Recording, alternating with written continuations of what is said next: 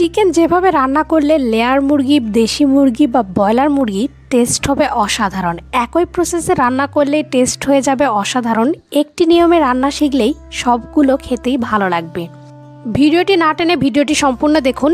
এখানে আমি 1 কেজি পরিমাণ মুরগির মাংস নিয়েছি। এবার এটা মেরিনেট করে নিতে হবে। এজন্য এখানে আমি সামান্য পরিমাণ হলুদের গুঁড়া, শুকনো মরিচের গুঁড়া, সামান্য একটু লবণ, জিরে গুঁড়ো আর আদা রসুনের পেস্ট অল্প একটু দিয়ে দিলাম।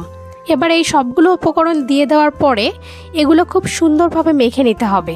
মেখে এটা ঢাকা দিয়ে রেখে দেব আধা ঘন্টার জন্য। এবার একটি কড়াইয়ে পরিমাণ মতো তেল দিয়ে দিলাম। তেলটা ভালোভাবে গরম হয়ে গেলে এখানে দিয়ে দেব আলু দিয়ে দেওয়ার পরে এখানে দিয়ে দিব সামান্য পরিমাণ হলুদের গুঁড়া আর সামান্য পরিমাণ লবণ। এবার লবণ আর হলুদটা দিয়ে আলুটাকে খুব সুন্দরভাবে ভেজে নিতে হবে। এবার 2 মিনিটের জন্য ঢাকাটা দিয়ে দেব। 2 মিনিট পর ঢাকাটা উঠিয়ে নিলাম। এবার খুব সুন্দরভাবে আলুটাকে নাড়াচাড়া করে নিতে হবে। লাল লাল করে আলুটা ভেজে নিয়েছি, এতে করে খেতে ভীষণ ভালো লাগবে। আলুটা ভাজা ভাজা হয়ে গেছে, এ পর্যায়ে আলুগুলো উঠিয়ে নিতে হবে।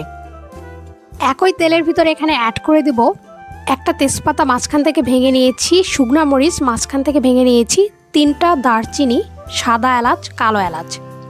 এখানে আমি পরিমাণ মতো গোটা মশলাগুলো দিয়ে দিয়েছি। এটা তেলের ভিতর কিছুক্ষণ নাড়াচাড়া করে নেব। এরপর এখানে পেঁয়াজ কুচি অ্যাড করে দেব। এখানে আমি 1.5 কাপ পরিমাণ পেঁয়াজ কুচি দিয়েছি। পেঁয়াজটাকে খুব সুন্দরভাবে তেলের ভিতর ভেজে নিতে হবে। আপনারা এখনও যারা আমার চ্যানেলটি সাবস্ক্রাইব করেননি তারা প্লিজ চ্যানেলটি সাবস্ক্রাইব করে ফেলুন। এবার এখানে অ্যাড করে দেব রসুন পেস্ট। আমি সবগুলো মশলা আলাদা আলাদা করে অ্যাড করছি, এতে করে অনেক সুন্দর একটা টেস্ট আসবে। আপনারা এভাবে অন্তত একবারের জন্য হলেও মুরগির মাংস রান্না করে দেখবেন। রসুন পেস্টটাকে খুব সুন্দরভাবে 1 মিনিট নাড়াচাড়া করে নেওয়ার পর এখানে অ্যাড করে দেব আদা পেস্ট। এবার আদাটাকেও খুব সুন্দরভাবে নাড়াচাড়া করে নিতে হবে, এতে করে আদার যে কাঁচা গন্ধটা রয়েছে সেটা চলে যাবে। এবার এই সবগুলো উপকরণ কিছুক্ষণ নাড়াচাড়া করার পর এখানে অ্যাড করে দেব জিরা গুঁড়ো, শুকনা মরিচের গুঁড়ো, হলুদের গুঁড়ো আর দিয়ে দিব গরম মশলার গুঁড়ো। মশলা কষানোর সময় গরম মশলা গুঁড়ো এখানে অ্যাড করে দেওয়ার ফলে অনেক সুন্দর একটা ফ্লেভার আসবে। আপনারা এ পর্যায়ে গরম মশলার গুঁড়োটা অ্যাড করে দেবেন। মশলাটাকে তেলের ভিতর অনেকক্ষণ কষিয়ে নিয়েছি। এবার এখানে সামান্য কিছুটা জল অ্যাড করে দেব, এতে করে মশলাগুলো পুড়ে যাবে না। খুব অল্প কিছুটা জল এখানে অ্যাড করে মশলাটাকে খুব সুন্দরভাবে নাড়াচাড়া করে নিতে হবে। দেখুন মশলাগুলো থেকে কতটা তেল ছেড়ে দিয়েছে, তার মানে মশলাটা কষানো সম্পূর্ণ হয়েছে। এবার এখানে অ্যাড করে দেব মেরিনেট করে রাখা মুরগির মাংসগুলো। মাংসটা কষানোর সময় একটু হাতে সময় নিয়ে মাংসটা খুব সুন্দরভাবে কষিয়ে নিতে হবে। এভাবে আমি 5 থেকে 6 মিনিট মাংসটা কষিয়ে নেব।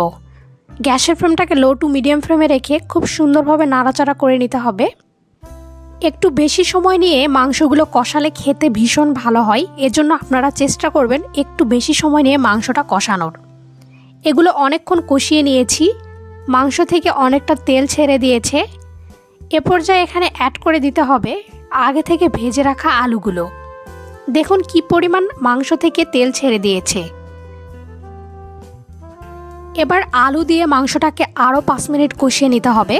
আলুটা কষানোর সময় দিলে আলুটা খেতেও ভীষণ ভালো লাগে। এবার আলুটা অ্যাড করে দিলাম। এবার আরও 5 মিনিট এটা কষিয়ে নিতে হবে। মাংস কষানোর সময় অবশ্যই একটু সময় হাতে নিয়ে কষাবেন, এতে করে মাংসগুলো এখানেই সেদ্ধ হয়ে যাবে। আপনারা এখনও যারা আমার চ্যানেলটি সাবস্ক্রাইব করেননি তারা অবশ্যই চ্যানেলটি সাবস্ক্রাইব করে ফেলবেন। নতুন নতুন ঘরোয়া রেসিপি পেতে আমার চ্যানেলটি অবশ্যই সাবস্ক্রাইব করবেন। আলু দিয়ে এটা অনেকক্ষণ কষিয়ে নিয়েছি। এবার এখানে খুব সামান্য পরিমাণ জল অ্যাড করে দেব, এতে করে মাংসগুলো খুব সুন্দরভাবে কষানো হয়ে যাবে। এ পর্যায়ে এখানে লবণ অ্যাড করে দিলাম আর ঢাকা দিয়ে দিব 5 মিনিটের জন্য। 5 মিনিট পর ঢাকাটা উঠিয়ে নিলাম। দেখুন মাংসটা কতটা সেদ্ধ হয়ে গেছে আর অনেকটা সুন্দর একটা কালার এসেছে।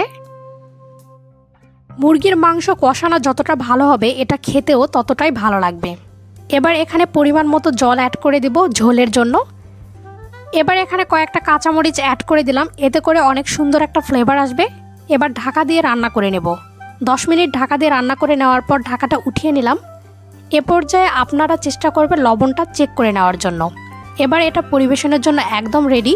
সত্যি কথা বলতে ভিডিওটি এডিট করার সময় আমার আবার খিদে পেয়ে গিয়েছিল, এতটাই লোভনীয় হয়ে থাকে এই রকম মুরগির মাংস। তো ভিডিওটিতে একটি লাইক দিবেন আর রেসিপিটি কেমন লাগলো অবশ্যই জানাবেন।